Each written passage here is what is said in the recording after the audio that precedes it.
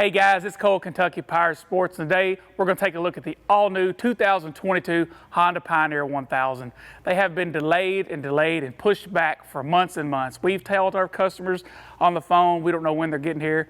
Well, we finally have the first one here. We're going to dive in and take a look at it. First thing you look at is the front of this machine. When you see it, what do you notice? Color match front fascia. As you can tell, I have a 21 model sitting here beside me. You can see the black plastic versus the cool color matched. The grille is actually higher and tighter up between the headlights, more so down between the bumper. The front bumpers are different as well. The opening on them is bigger. Honda is telling us that the fan and the radiator is bigger. It keeps the engine cooler, which is supposed to help reduce interior temperatures for the passenger. We haven't got to ride it a lot. We don't get a lot to ride them, but we're going to take Honda's word for that. The wheels on it are brand new design. They're actually probably the best wheels that I've seen Honda put on them at this point. They're still the same size, 14-inch wheels with a 27-inch tire. That tire come out mid-run through last year. If you've seen any new ones, you realize that they went to that over the 2.0. We have pretty good feedback from our customers on the new tires. The suspension on these has been beefed up. We have noticed that the bracing and stuff has changed location. Some what previous used to be flat bars are now round stock welded in. Subtle changes you may not notice that we have picked up on since we got the machine in.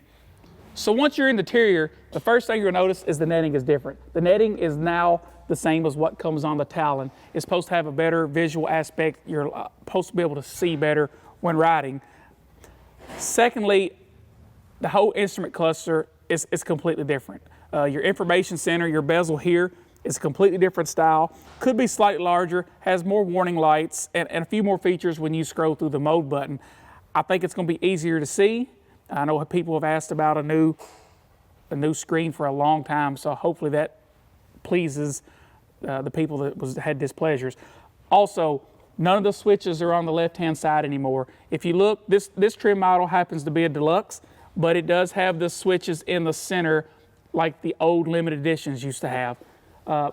Going into that, there are going to be 4 trim levels this year. It will be the EPS model, the deluxe model, then you have the new Forest and Trail editions. The new Forest and Trail editions are going to take place of the older limited editions and maybe even the special edition.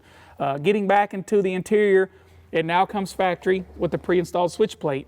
It has rocker switches on, you can wire your accessories in. It has a block underneath the hood where you can wire them in what used to be an accessory. That's going to be real nice for the guys who likes to run winches and light bars and radios and so forth. Also, under storage dash that was only available on the limited edition. I know a lot of you guys bought that as an accessory. It now comes standard on the deluxe and higher models. It may be the most important feature, at least for me, is that the cup holders now fit tumblers. As you can tell, if you guys drink out of tumblers, the top cup holders are now sized for them. But don't worry, they do have holders in the door now, like the 700s do. If you guys have got water bottles or something smaller diameter, you can put them in the doors. So another thing that Honda has done to prevent cabin heat is they have completely sealed off the cabin from the engine compartment. Once you pop the seat off, you'll now see that there are no rubber flaps. This is all custom molded, sealing away the engine compartment from the cab. Also, if you look underneath the driver's seat, you will see that there is a storage bin there. Once again, that was standard equipment on the limited edition, which is now standard equipment on the deluxe edition. You also have hard molding trays here if you need to keep smaller items underneath the seat, which you previously didn't have. At the back of the machine, there is some small differences, one of them mainly being the tailgate. So the tailgate is completely different shaped. It is more defined. You can grab on it better. There was concerns with the old tailgates being hard to grab when it was wet and rainy. This one has a more predominant edge built onto it, so you can grab it better.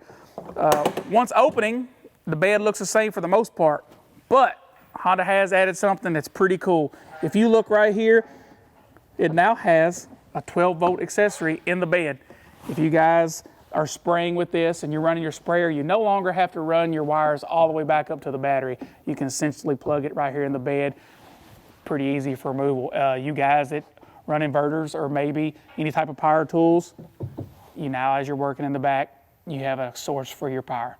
So last but not least, they did increase the power output on the 2022 Honda Pioneer 1000.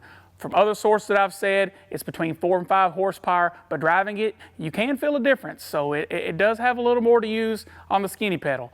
For you mechanics, they have changed a few things underneath the hood that most wouldn't notice. The way you adjust the turf mode cables is now different. Instead of the box, it's on the diff.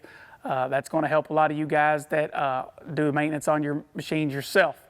So if you're interested in a 2022 Pioneer, the list is going to be long. They should start hitting the showrooms late April, early May.